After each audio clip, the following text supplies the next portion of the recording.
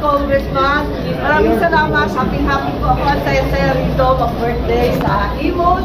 Care of ng ating mayor. Mga Purino Ilocano siya nakaloan. Kaya tayo na rin. Andito ang kongresista natin, si Roy Loyola. Andito ang ating mayor, Oni Ferrer. Andyan. Ay, hindi pala congressman naman siya. Mali-mali na ako si Jojo pala ngayon. Ayan naman. Andito si AJ. Andito rin kanina si Kevin. Andito rin kanina si Rafi. At kompleto Sir Carlos. Kaya lang may utang pala ako. Hindi ko pa natadaanan ng baile. So, andyan. Nagtatago ako sa mga. Hindi na po ito galing kayo sa tapos na po yung binigay natin po sa mga estudyante. Yung para sa mga estudyante, galing sa educational assistant, natuklasan ko na yung DSWD may pera pa. Magdi-December na ngayon, bakit may pera pa sila? Alam nyo lahat ng aming mga kongresista at saka mayor, pag may pera ka pa sa katapusan ng taon, babalik sa National Treasury. Imbes na bumalik, ipamove muna natin, di ba? Nagastusin na sa lalong madaling panahon. Ang laki-laki ng Cavite State University, mauubos lahat yan.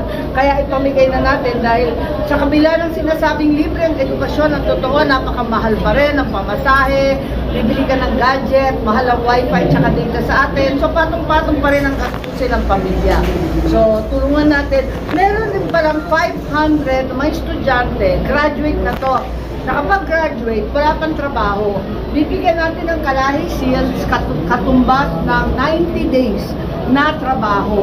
For 90 days, meron silang kinikita kahit papano. At ang total nito, 22,500,000 para sa 500 estudyante. So, yun ang pinabigay natin sa araw na ito, dyan sa Cavite State. Pero, sabi nila, kailangan daw pumunta sa Indang dahil sa Indang mas marami din hamak ng estudyante. Ma'am, ito po. Okay. Tungkol lang po dito, ma'am, sa ating nabitawang... Dalawang congressman dito. Dalawang congressman dito. Mas madami silang marites kaya sa taas. About po dito sa kahit po kayo ay nag-iisang material sa pamilya, basta't may pakita nyo yung tunay na pagkakaibigan ay susuportahan nyo pa rin po si... ganyan talaga alam po ninyo, ganyan talaga kasi marami nagtatanong bakit may loyalista pa rin ang pamilya ko, samantalang haba-haba na ng panahon, pinaglalaban kami. Ang dahilan siguro dahil nakauganidan ng tatay ko at pinamana sa akin, sa buong Pilipinas, na dapat tapat ka sa kaibigan. Kaibigan sa pag-unlad ng bayan, kaibigan sa paglaban, sa katiwalian, sa korupsyon, sa pagtataksil. Kaya steady na lang ako, dyan na lang ako Presidente Duterte mula sa Paul. Dahil hindi naman maganda, binalimbing kami nun, tapos mambabalimbing rin kami. Hindi naman yata tama yun. Okay ma'am, follow up lang po ulit. Tungkol po dito sa lumalabas na about dun po sa social media natin, doon po sa tambalang Sara Aimee sa 2020 ay malakas po yung bulong-bulungan na yung parehong babae ay lalabas na ayon po sa kay spokesman. Kaya siguro binabakbakan sobrang mga aga, katatapos nakaraos nga lang tayo ng barangay, eto na naman. Ako gusto ko lang tumakbo muli bilang senador kasi marami pang hinahin ng mga bill, mga batas na hindi naman pumasa pa. Kaya pagtatrabahuin natin hanggang maayos-ayos yung mga bills natin dyan sa Senate. Tatakbuhan ko 2025 yun pa lang. Pero malayo pa rin yun. In the meantime, inuubos ko muna sa Cavite ang pera ng DSWD. Ma'am,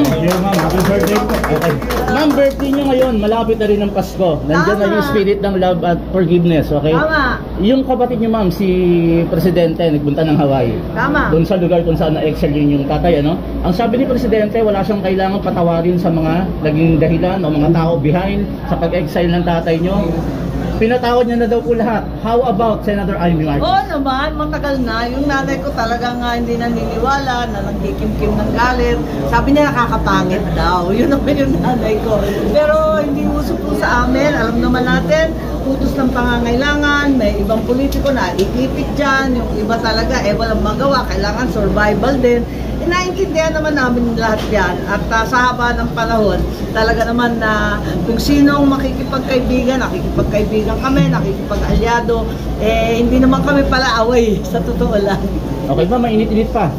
Senator Laila de Lima, nakalaya na, no? Ano yung reaksyon niyo, ma'am, sa balita na si Senator Laila de Lima ay magkipagtulungan sa ICC laban kay former President Duterte? Mulat sa poll, sinabi ko na walang karapatan ng ICC na pumasok sa Pilipinas dahil nakita naman natin ang pinakamagandang halimbawa, itong kaso na nga ni Senator de Lima, na nakita natin kahit katunggalin ng administrasyon, talagang pinalaya ng ating mga korte. Ibig sabihin, malaya at matatag ang korte natin, ang judikatura natin, umaandar ng maayos. Bakit makikialam yung mga dayuhan kung tumatakbo ang mga korte at yung mga huwes natin sa Pilipinas? Huwag na silang manghimasok, talaga naman may hustisya. Kahit matagal, kahit papano, kahit tiis-tiis, lumalabas naman ang mga desisyon at maayos naman ang ating judikatura.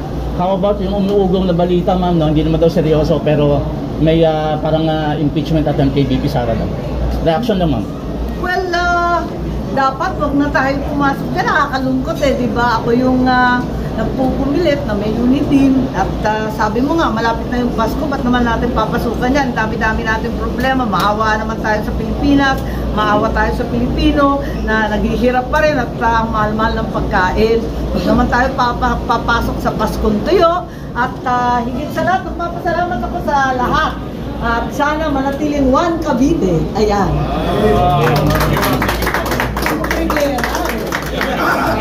Ano po ang payo niyo sa mga publiko na dahil tumataas na po yung pagtaas ng presyo ng produkto sa Noche Buena? Ano po mapapayo sa sa Noche Buena. Ito nga yung malaking problema natin, yung Noche Buena. Umaasa ko sa bagong Secretary of Agriculture na magawa ng paraan sa lalong madaling panahon.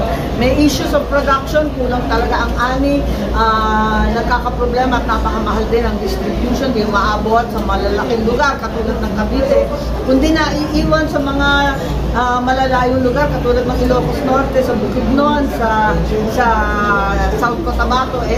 Yan ang dapat tulungan. Simutin muna sana lahat ng ani dito sa Pilipinas bago matik na import ng import. Huwag naman kayo import ng import sa agriculture.